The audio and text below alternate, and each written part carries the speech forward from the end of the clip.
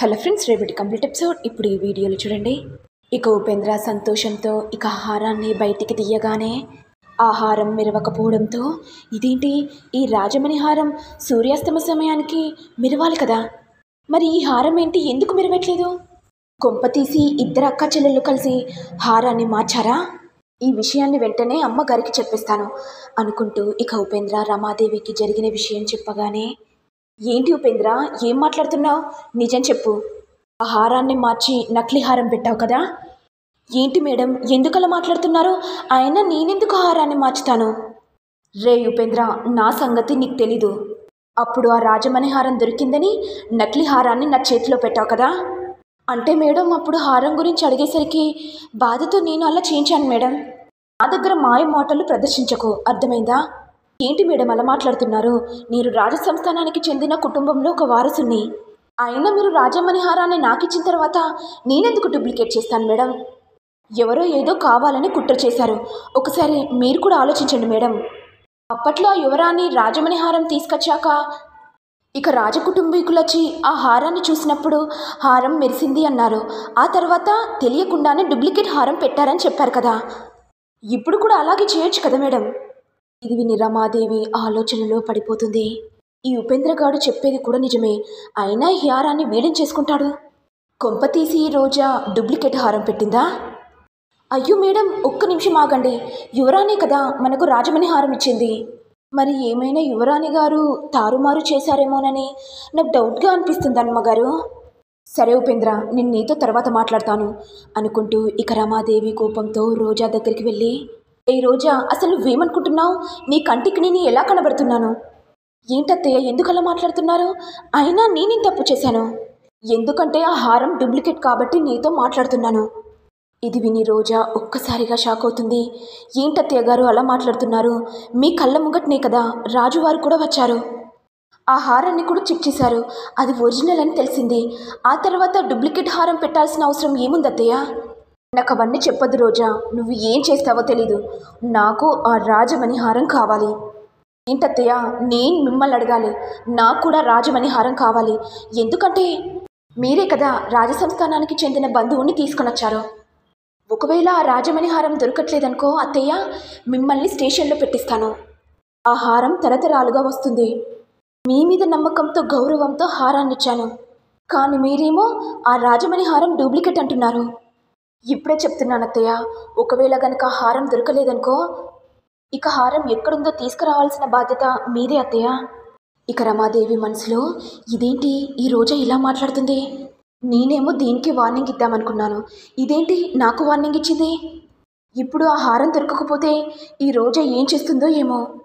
ఒకవేళ రోజా రాజకుటుంబాల్లో వ్యక్తులకు చెప్పేస్తే ఇక నా గుట్టు రట్టవుతుంది. నేను అందులో పని మనిషిగా చేసేదానని తెలిసిపోతుంది. ఇప్పుడు నేను రోజాని ఏమైనా అంటే రాజస్థావరానికి వెళ్తుంది. ఆ తర్వాత అందరితో చర్చిస్తుంది. ఇక రాజకుటుంబంలో ఎవరైనా వ్యక్తులు నన్ను చూశారంటే అన్ని విషయాలు తెలిసిపోతాయి అని రమాదేవి టెన్షన్ పడుతుంటే, ఏంటత్తయ్య ఎందుకంతలా టెన్షన్ పడుతున్నారు? ఇద్దరం స్టేషన్కి వెళ్ళి ఆ హారం గురించి కేసు పెడదాం అత్తయ్య. ఎవరు దొంగతనం చేశారో కూడా తెలిసిపోతుంది. ఇక రమాదేవి టెన్షన్ పడుతూ, అమ్మ రోజా వద్దమ్మా, ఇక హారాన్ని నా చేతుల్లో పెట్టావు కదమ్మా, ఇక హారం సంగతి నేనే చూసుకుంటాను, సరేనా? ఇక రోజా మనసులో నవ్వుతూ, అత్తయ్య నీ దగ్గరనే మాయ మాటలు ఉంటాయనుకున్నావా? నా దగ్గర కూడా ఉంటాయి. అవును, నా కళ్ళ ముందటనే కదా రాజమణి హారాన్ని ఇచ్చాను. మరి డూప్లికేట్ అని ఎందుకు చెప్తున్నారు? కొంప తీసి ఆ చామంతేనా డూప్లికేట్ హారం పెట్టింది? వెంటనే దాన్ని అడిగితేనే అన్ని విషయాలు తెలుస్తాయి అనుకుంటూ ఇక రోజా చామంతి దగ్గరికి వచ్చి, ఏం చేస్తున్నావే? కళ్ళు కనబడట్లేదా నేనేం చేస్తున్నానో? ముందు నేను చెప్పింది విను. నువ్వు ఆ రాజమణి హారాన్ని దొంగలించావు కదా, డూప్లికేట్ హారం పెట్టావు కదా, నిజం చెప్పవే. ఏంటక్క, నీకు కూడా అన్ని విషయాలు తెలిసిపోయాయా? పాపం. అవునక్క. మరి ఆ హారం వాళ్ళ చేతుల్లో పడితే ఏం జరుగుతుందో నాకు తెలుసు కదక్క. అందుకే డూప్లికేట్ హారం పెట్టాను, అర్థమైందా? సరే అయితే ఆ హారం నీ చేతుల్లోకి వచ్చింది. మరి ఉపేంద్ర సంగతి ఏంటి?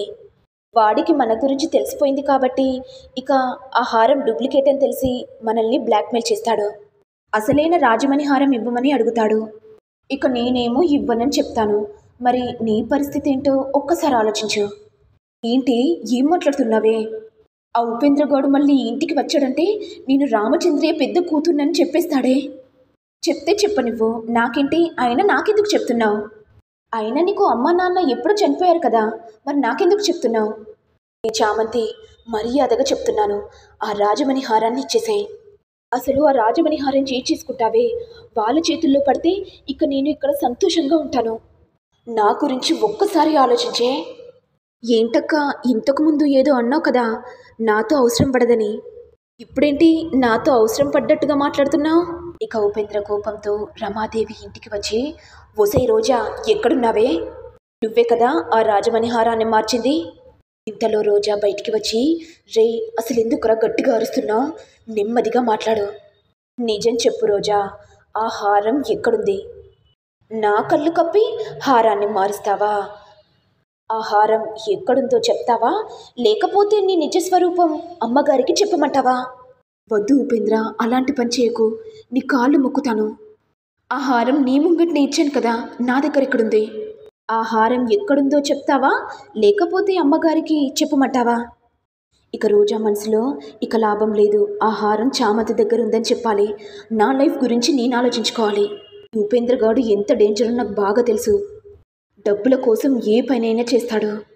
ఈ ఉపేంద్ర గాడితో చేతులు కలిపి హారాన్ని తీసుకోవాలి అనుకుంటూ రోజా ఆలోచిస్తుండగా, ఏంటి రోజా, ఏం ఆలోచిస్తున్నా? సరే ఉపేంద్ర, నీకు హారం ఎక్కడుందో తెలియాలి కదా. సరే, నా విషయాలు నీకు తెలీదు, నీ విషయాలు నాకు తెలీదు. సరే రోజా, మరి హారం ఎక్కడుందో చెప్పు. ఆ హారం మా చెల్లె దగ్గరుంది. నీ కళ్ళు కప్పి డూప్లికేట్ హారం పెట్టింది. వెళ్ళి ఎక్కడుందో వెతుకు. ఏంటి రోజా, నువ్వు రావా? నీకన్నా ముందే హారాన్ని ఇవ్వమని చెప్పాను, కానీ ఇవ్వనని పదే పదే చెప్పేసింది. ఒకవేళ ఈ హారం అడిగితే నీ నిజస్వరూపం అమ్మగారికి చెప్తానని బ్లాక్మెయిల్ చేసింది. మరి నేనేం చేయాలి ఉపేంద్ర? ఆ చామంతిని ఏం చేస్తావో తెలీదు, కిడ్నాప్ అయినా చేయి, తనని టార్చర్ పెట్టు, అప్పుడైనా హారం ఎక్కడుందో చెప్తుంది. ఏంటి రోజా, నువ్వేనా ఇలా మాట్లాడేది? నీ సొంత చెల్లెని కిడ్నాప్ చేయమంటావా? అది నా సొంత చెల్లెలేంటి, చిన్నప్పుడే నాకు అమ్మ నాన్నలు చనిపోయారు. ఆ హారం దాని దగ్గరనే ఉంది, ఎలా తెచ్చుకుంటావో అది నీ ఇష్టం. ఇక ఉపేంద్ర కోపంతో చామంతి దగ్గరికి రాగానే, ఏంటి, ఆ హారం గురించి నువ్వొచ్చావా? అయినా హారాన్ని నువ్వే తీసుకెళ్ళావు కదా, మరి నా దగ్గరికి ఎందుకు వచ్చావు? చామంతి, ఆ హారం నీ దగ్గరనే ఉందని నాకు బాగా తెలుసు. మర్యాదగా చెప్తున్నాను, ఆ హారాన్ని ఇచ్చేసే. ఏం చేస్తావు ఉపేంద్ర? నేను రామచంద్రయ్య కూతుర్నని అమ్మగారికి చెప్తావా? చెప్పు, నో ప్రాబ్లం.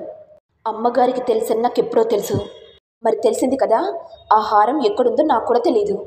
అసలు నువ్వు మాటలతో అడిగితే ఇవ్వవే, నువ్వు లాగిపెట్టి కొడితేనే హారాన్ని ఇస్తావు అనుకుంటూ ఇక ఉపేంద్ర చామంతిని కొట్టబోతుండగా, ఇక చామంతి గట్టిగా వచ్చేసరికి ఇక ఇంట్లో వాళ్ళందరూ చామంతి దగ్గరికి వచ్చి, ఏంటమ్మా, ఏమైందమ్మా, ఎందుకంత గట్టిగా అరిచావు?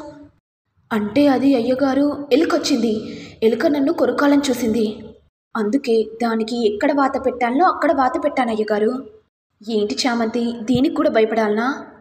అయ్యగారు, మీతో ఒక విషయం చెప్పమంటారా? చెప్పు చామంతి, ఏ విషయం గురించి? నాకు ఏదైనా ప్రమాదం జరిగితే మీరేం చేస్తారయ్యగారు? నిన్ను ప్రమాదం చేయించిన వాడికి ఉరిశిక్ష పడేలా చేస్తానమ్మా. ఎప్పుడు నీకు తోడుగా ఉంటాడమ్మా. ఎవరైనా నిన్నేమైనా అన్నారమ్మా, చెప్పమ్మా, వాడి సంగతి నేను చూసుకుంటాను. ఎవరు ఏమనలేదయ్యగారు. ఎప్పుడైనా నాకు సహాయం కావాలంటే మిమ్మల్ని తప్పకుండా పిలుస్తానయ్యగారు. ఇక చామంతి గట్టిగా నవ్వుతూ, ఉపేంద్ర, చూసావు కదా నా వెనక ఎంత బలగముందో. నువ్వు నన్ను ఏం చేయలేవు, ఇక్కడి నుంచి వెళ్ళిపో. ఇక ఉపేంద్ర భయంతో ఇప్పుడు ఏం చేయాలి, దేని దగ్గర నుంచి హారాన్ని ఎలా తీసుకోవాలి అని ఉపేంద్ర మనసులో అనుకుంటాడు. మరి నెక్స్ట్ ఎపిసోడ్లో ఏం జరుగుతుందో చూడాలి. మరి మీకు వీడియో కనుక నచ్చినట్లయితే లైక్ చేయండి, షేర్ చేయండి, సబ్స్క్రైబ్ చేయండి. Thank you all.